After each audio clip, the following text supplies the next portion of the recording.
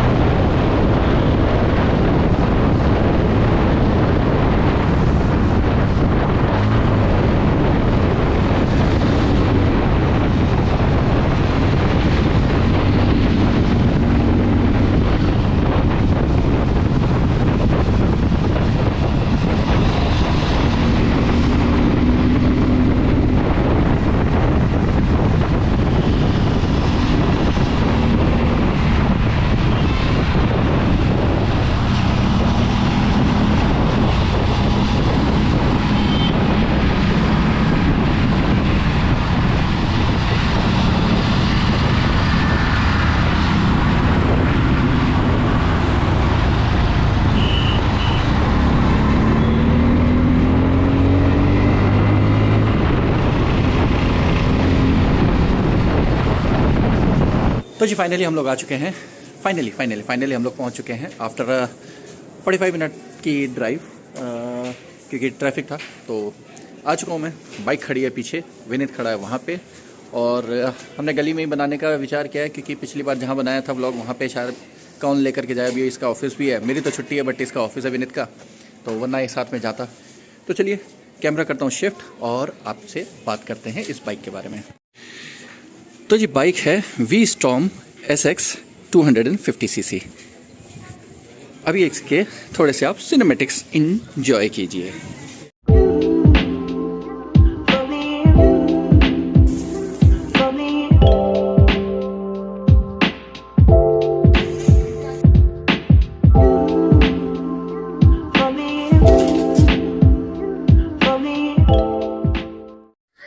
तो ये बात करते हैं हम V-Storm की, जो कि आती है 250 सीसी के इंजन के साथ। जैसे कि आप देख सकते हैं कि पूरी की पूरी एडवेंचर बाइक है, और पता नहीं विनीत को क्या सूची थी एडवेंचर बाइक लेने की, बट स्टिल उसने ले ली, क्योंकि मैं लेने की सोच रहा था और मैंने जब नहीं ली तो उसने कहा एक तो एडवेंचर बाइक होनी चाहिए, एक थोड़ा सा स्पोर्ट्स मोड में हो गई, दूसरी एडवेंचर मोड में हो गई। तो जी जैसे कि अगर हम इसके लुक की बात करें तो लुक वाइज तो बाइक काफ़ी ऊँची है। स्पोक्स व्हील्स नहीं दिए गए हैं इसमें, जैसे कि आप देख रहे हैं कि इसमें अलॉय व्हील्स दिए गए हैं। टायर काफ़ी मोटे हैं, आगे शायद 110 का टायर है, पीछे 140 का टायर है। टायरों की चौड़ाई बहुत ज़्यादा है, और पीछे के टायर की भाई साहब आप ग्रिप की अगर बात करें, आप टायर देखिए सिर्फ, मतलब पूरा का पूरा ऑफ रोडिंग मोड के लिए टायर, जिसे कहते हैं बेहतरीन एकदम से ऑफ रोडिंग मोड के लिए है, क्योंकि बहुत ज़्यादा मोटी ग्रिप है। दोनों ड्यूल चैनल डिस्क ब्रेक है इसके अंदर, और ABS single channel dual channel ABS है। देखो, क्योंकि मुझे आधी से ज़्यादा चीज़ें मुझे पता है, कुछ मुझे नहीं भी पता, तो मैं विनीत से पूछ रहा हूँ वही चीज़ें। अगर हम इसके इंजन स्पेक्स की बात करें तो बहुत ही क्विकली इस वीडियो को रैप अप करेंगे आज, बहुत ज़्यादा लंबा नहीं खींचेंगे, क्योंकि एक छोटी सी टेस्ट राइड भी लेंगे, जिसमें कि मैं आपको इसके कुछ प्रोज एंड कुछ कॉन्स भी बताऊँगा। और हाँ, वीडियो पे एंड तक बने रहना, इसमें कुछ प्रॉब्लम्स भी हैं, तो अगर कि कोई लेने के प्लान कर रहा है तो मैं उसको वो प्रॉब्लम्स भी बताऊँगा, ताकि आप लोग पहले से उस चीज़ के लिए अवेयर हो जाएँ। इंजन की अगर हम बात करें तो इंजन आता है इसका 249 सीसी का liquid cooled oil cooled okay, oil cooled engine आता है, जो कि आता है हमारा 6 स्पीड गियर बॉक्स के साथ। तो इसका जो 249 सीसी का इंजन है वो आता है 6 स्पीड गियर बॉक्स के साथ, जो कि आपका प्रोड्यूस करता है 26.1 bhp की पावर और 22.2 Nm का टॉर्क, जो कि काफ़ी अच्छा है। एक आप देखें अगर कि एडवेंचर बाइक कह लें या ऑफ रोडिंग बाइक कह लें, उसके लिए काफ़ी अच्छा है ये चीज़। प्लस इसकी जो सीट हाइट है वो काफ़ी ऊंची है। अगर आप देखें इसकी सीट हाइट बेसिकली अगर मैं बात करूं कि इसके डिज़ाइन वाइज, तो इसकी सीट हाइट आती है approximately I would say 835 mm की, जो कि काफ़ी ऊंची हाइट है। शॉर्ट हाइट वालों के लिए ये थोड़ा सा मैं रिकमेंड नहीं करूंगा, क्योंकि अगर मैं इसका पोस्चर आपको दिखाऊं अपने बैठने पे, मेरी हाइट है 6 फुट 2 इंच। अब अगर आप देखें सामने से दिखाइए भाई, आपको पता लगे ना लगे, लेकिन मेरे दोनों पैर इस टाइम पे ऐसे हैं। मेरी 6 फुट 2 इंच की हाइट है और मैं पंजा टिका के बैठा हूँ। अगर मैं एक पैर टिकाता हूँ तो मैं एक पैर ऊपर रख सकता हूँ आराम से इजीली, बट अगर किसी की हाइट 5 फुट 11 इंच से नीचे है तो वो उसके लिए हैंडलिंग में थोड़ा सा दिक्कत होगी फॉर श्योर। अब इसके बात करते हैं हम इंस्ट्रूमेंट क्लस्टर की। तो इसका इंस्ट्रूमेंट क्लस्टर जो है पूरा का पूरा डिजिटल इंस्ट्रूमेंट क्लस्टर दिया गया है, जिसके अंदर कि आपको मोबाइल कनेक्टिविटी भी मिल जाती है। जैसे कि आप देख सकते हैं, एक बार इसका ब्लूटूथ से अगर अभी हमने कुछ कनेक्ट नहीं किया है, बट अगर हम इसको ब्लूटूथ से कनेक्ट करते हैं तो इसके अंदर मोबाइल नेटवर्क आ जाता है, ब्लूटूथ आ जाता है, यहाँ पे आपके मैसेजेस आ जाते हैं, कॉल्स आ जाते हैं। तो यहाँ पे हम सब कुछ देख सकते हैं। पेयरिंग मोड दिखा रहा है ये, तो बेसिकली अभी हमने कुछ भी पेयर नहीं किया इस पर। कुल मिलाकर के अभी 138 किलोमीटर चली है ट्रिप 1 पे। एक सेकेंड, 18 की एवरेज दे रही है, जो कि बहुत बुरी है इसके हिसाब से। अभी 138 ही चली है हमारी 138 किलोमीटर चली है। बाइक को लिए हुए कुल मिलाकर के होंगे 2 से 3 दिन। 3 दिन के अंदर 138 किलोमीटर चली है, ज़्यादा चली नहीं है बाइक अभी हमारी। अब हम चलाएंगे इसको, राइड वगैरह लेंगे, तब इसके और ज़्यादा प्रोज एंड कॉन्स का पता लगता रहेगा। अब इसकी चलिए थोड़ा सा प्रोज एंड कॉन्स की विनीत से भी बात करते हैं साथ के साथ, क्योंकि ये चला रहा है बाइक को, तो ये ज़्यादा बेटर बता पाएगा। आइए। हाँ जी, तो 2 दिन हो गए हैं बाइक लिए हुए, कैसा रहा एक्सपीरियंस अब तक का? एक्सपीरियंस कंफर्ट वाइज तो काफ़ी ज़्यादा बाइक कंफर्टेबल है, जो नॉर्मली बाइक्स में नहीं मिल पाता है। जैसे नॉर्मल रोड पे भी चल रहे हैं, जैसे कि रोड पे देखती होगी जनरली कि स्पीड बम्प्स वगैरह ऐसे कट्स बने रहते हैं रोडों पे, तो ये सब चीज़ें जो नॉर्मल बाइक्स में फील होती है वो इसके साथ तो बिल्कुल भी फील नहीं हो रही है। तो स्पीड बम्प्स इसके अंदर नहीं है, तो ये तो हो गया कंफर्टेबल है। मशीन से मुझे बिल्कुल भी कोई कंप्लेंट नहीं है। एक चीज़ में है, ये जो वाइजर है इसकी हाइट कुछ इस टाइप की है कि जो विंड ब्लास्ट आता है कुछ स्पीड पे, वो एग्जैक्ट मुंह पे आके लगता है। जब हेलमेट पहना तो हेलमेट के नीचे जो गैप है वहाँ से सीधा हवा अंदर आती होगी और गर्दन को पीछे का झटका लगता है बहुत बुरा। तो ये है हमारा stock wind basically wind visor जिसे कहते हैं, वाइजर हम बोल सकते हैं, बट ये एडजस्टेबल नहीं है। तो वो इशू बहुत तगड़ा है, क्योंकि जैसे मान लो हाईवे पे चल रहे हो तो अगर बहुत ज़्यादा तेज नहीं भी चला रहे हो, 80 की स्पीड के अराउंड भी हो, तो भी विंड ब्लास्ट बहुत तेज आता है। और अगर हमें बेसिकली इसका थोड़ा सा मॉड करवा लेते हैं, तो मॉड में तो खैर चौड़े भी आ जाते हैं, प्लस एडजस्टेबल भी आ जाते हैं, तो वो हम करवा सकते हैं। इसका वो आपके ऊपर डिपेंड करता है, बेसिकली आपकी यूटिलिटी के ऊपर डिपेंड करता है कि अगर आप लंबी राइड्स पे जा रहे हो, आपको चाहिए एडजस्टेबल हाइट वाला भी चाहिए, तो वो भी लग जाता है, उसमें कोई दिक्कत नहीं है। और अब मैं इसको स्विच करता हूँ जी फ्रंट कैमरा पे। अभी जैसे सेल्फी कैमरा पे मैं स्विच करता हूँ फ्रंट कैमरा पे, क्योंकि मुझे विनीत से कुछ और भी बात करनी है। तो towards the end of the video अब हम बात करते हैं इस बाइक के कॉन्स की। कॉन्स में मैंने बताया एक तो वही हाइट का, कि हाइट इसकी काफ़ी ज़्यादा है। एक बार विनीत भी बैठ के दिखाएगा। तेरी हाइट कितनी है? 5'11" एग्जैक्ट 6 फुट। 6 फीट। बैठ करके दिखाइए एक बार। मेरी 6 फीट 2 इंच है। 6 फुट की हाइट में जब मैं बैठता हूँ हाइट में अगर ये बैठता है तो मेरे पैर इतना बेसिकली वैसे ही जैसे तुम्हारे पड़ते हैं, उससे थोड़ा ज़्यादा पीछे एड़ी उठी रहती है। थोड़ी सी मेरे पोस्चर से इसका ज़्यादा पैर उठा हुआ है। हाँ, ओके, अब प्रॉब्लम क्या आ रही है इस बाइक में? ये क्यों दूसरे दिन सर्विस सेंटर पहुंची? अब मुझे ये बताओ। तो प्रॉब्लम ये है कि मशीन में ऐसा कोई दिक्कत नहीं है, मशीन अपने आप में काफ़ी परफेक्ट है। अब वो सिचुएशन अभी ऐसी है कि उसमें हम कुछ भी के एक नतीजे पे पहुंचे नहीं है कि दिक्कत आई कहाँ से। क्योंकि जब मैं इसको सर्विस सेंटर लेके गया था, बेसिकली ले जाना इसलिए पड़ा क्योंकि all of a sudden video आप देख लोगे, जो बाइक का इंस्ट्रूमेंट क्लस्टर है वो ऑटोमेटिकली मिसबिहेव करने लग गया था। बाइक स्टेबल खड़ी है, स्पीड ऑटोमेटिकली बढ़ती जा रही है, मीटर कुछ भी रैंडम शो कर रहा है, तो वो इशू आ रहा था। और ABS के जो दोनों सेंसर हैं आगे और पीछे, डुअल चैनल ABS है, वो दोनों फेल कर रहे थे। और ब्रेकिंग में इशू आ रहा था बहुत ज़्यादा, क्योंकि जैसे ही जब जानते होंगे बहुत से लोग जो ABS यूज़ करते हैं, जब ABS फेल होता है तो ब्रेक्स दोनों वाइब्रेट करती हैं, तो वो सब हो रहा था। बेसिकली 2 इश्यूज के अंदर आए थे। एक तो इसका इंस्ट्रूमेंट क्लस्टर, जैसे कि अगर बाइक खड़ी है अभी स्टेशन है एक जगह पे, तो जैसे ही हम ये स्टेशन बाइक पे हम रुकते हैं तो ये ऑटोमेटिकली ज़ीरो जो है ये अपना जा रहा था स्पीड, जैसा कि अभी मैंने अभी पीछे भी दिखाया आपको वीडियो में। ऑटोमेटिकली उसकी स्पीड ऊपर जा रही थी, नीचे आ रही थी, प्लस ABS इसका काम नहीं कर रहा। ABS का सेंसर हमेशा जलता रहता है, तो इसमें ब्रेकिंग में दिक्कत आ रही है। वो चीज़ आपने उसमें भी देखी थी वीडियो में, वो केवल एक समझ लिए सैंपल था, क्योंकि मैंने रास्ते में मैं जा ही रहा था, ऑल ऑफ अ सडन मेरा ध्यान पड़ा तो मैंने रोड के साइड में रुक कर जल्दी से वो वीडियो बना ली। अदरवाइज तो 299 तक की स्पीड मैंने देखी थी खड़ी बाइक में, जितनी तेज ये जा भी नहीं सकती, जितनी तेज जा भी नहीं सकती है बाइक उतनी तेज ये स्पीड ये शो कर रही थी। प्लस सर्विस सेंटर वालों का भाई के साथ या तेरे साथ क्या एक्सपीरियंस रहा है? क्योंकि मैंने मेरे सुना भाई साथ बहुत परेशान था, सुबह ही बात कर रहा हाँ, था मैं भी काफ़ी परेशान रहा हूँ, क्योंकि मैं 1:30 बजे तुम्हारे साथ निकला था हूँ घर से, 1:30 से 2 बजे मैं वहाँ पहुँचा हूँ, 2 से 4 बज गए थे मुझे वहाँ खड़े खड़े, कोई जवाब नहीं, कोई सिचुएशन रेक्टिफाई नहीं हो पा रही थी। तो उनको मतलब बेसिकली उन्हें समझ ही नहीं आ रहा था कि इशू हो किस वजह से रहा है। पहला कंक्लूजन ये आया कि चूहे ने वायर काट दी है, उस वजह से हो रहा है। 2 दिन के अंदर चूहे ने वायर काट दिया। हाँ, मेरा भी वही कहना था, भैया अगर चूहे ने वायर काटी है तो कुछ आफ्टर मैथ दिखेगा तो सही पीछे कि हाँ चूहे ने कुछ कुतरा है यहाँ पे। बिल्कुल क्लीन है बाइक, सब कुछ है। फिर उन्होंने वायर्स वगैरह खोल के चेक किया, सब कुछ किया, कुछ वायर में इशू नहीं दिखा। फिर उन्होंने कंक्लूजन निकाला, मशीन्स को कनेक्ट किया बाइक के साथ, फिर उन्होंने बोला सेंसर में कुछ इशू है। सेंसर में कुछ इशू है। और सेंसर कब चेंज करने को बोला? कोई आइडिया नहीं। उन्होंने बोला था जैसे अवेलेबल होगा आपको कॉल कर दिया जाएगा। तो इस बात को कितने दिन हो गए? 3 दिन पहले 17 को मैंने खरीदी थी बाइक, शाम को आई थी। 19th की बात है ये, 19 की बात। 22 आज हो गई है 22।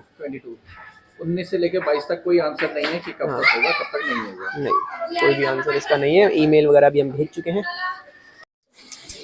ईमेल्स वगैरह सुजुकी के पास जा चुकी है, बट अब तक कोई रिस्पांस नहीं है ईमेल्स पे भी।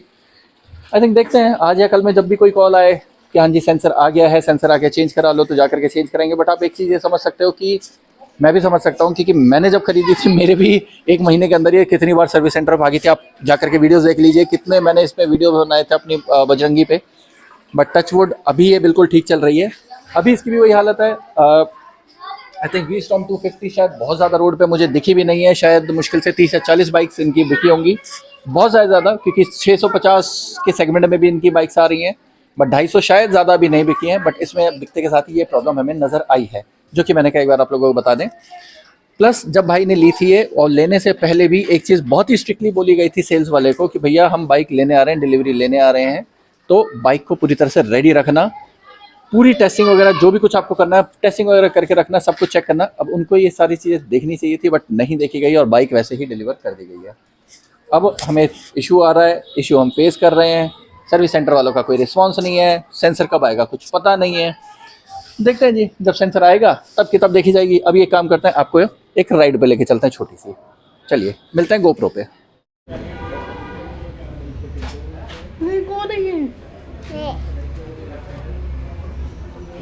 बंद कर दूं? नहीं अरे कर दो।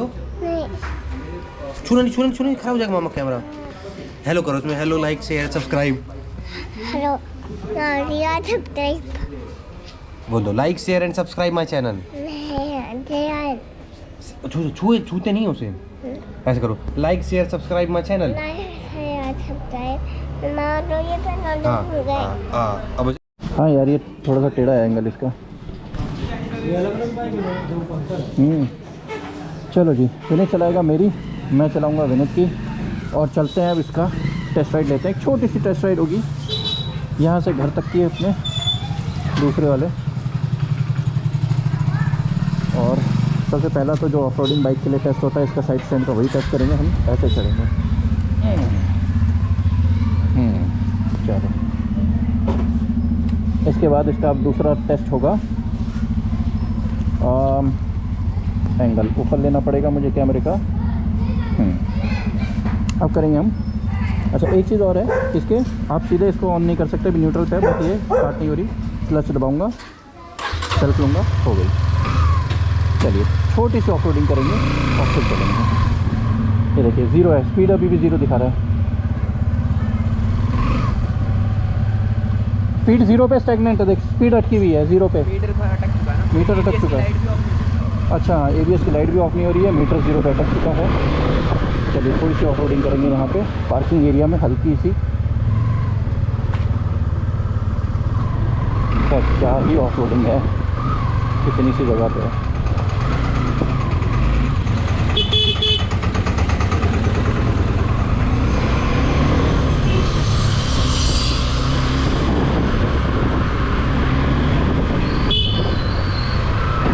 पता नहीं क्यों, बट मतलब बजरंगी में ज़्यादा पावर लगती है इसमें भी अच्छी पावर, बट मुझे उसमें ज़्यादा वो लगता है स्पोर्ट लुक है ना, उसका स्पोर्टी लुक है थोड़ा सा। आई डोंट नो कैमरे का एंगल क्या है, सेट करने की कोशिश तो करिए, बट हर टाइम से मेरे हेलमेट में जो गोप्रो का मेरा स्टैंड ये था, अरे गोप्रो जिसमें लगाते हैं यार, जो भी स्टैंड होता है इसका, काफ़ी टाइम से लगा हुआ है, बट मैंने उसको देखा ही नहीं था, एडजस्ट ही नहीं किया उसको, सीधा ऐसे गोप्रो लगा लिया है। यार मज़ा तो आ रहा है बाइक चलाने में, लॉन्ग राइड पे और मज़ा आएगा इसको निकालने में।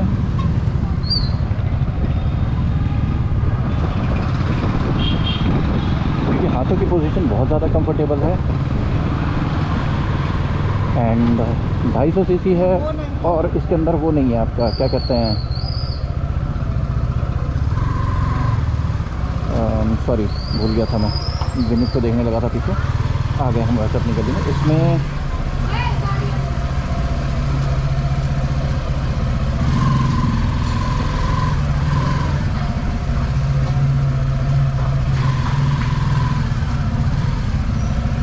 चलिए पहुँच गए हम, बंद करता हूँ कैमरे को। चलो जी पहुँच गए घर अपने, और जैसा कि देखा आपने, मैंने भी राइड ली एक छोटी सी राइड में, तो मुझे चलाने में मज़ा आया, बट अब वही है, अब देखते हैं कि क्या क्या दिक्कतें हैं। शायद अभी भाई के पास फ़ोन आया है, तो अगर कुछ सेंसर का पता लगा तो मैं बताता हूँ आपको आगे। इस वीडियो को यहीं पे एंड करते हैं। आई होप कि आप लोगों को वीडियो पसंद आया तो लाइक करना, चैनल पे नए हो तो सब्सक्राइब करना। मिलते हैं आपसे अगली किसी अच्छी सी वीडियो में। Love you guys, bye bye.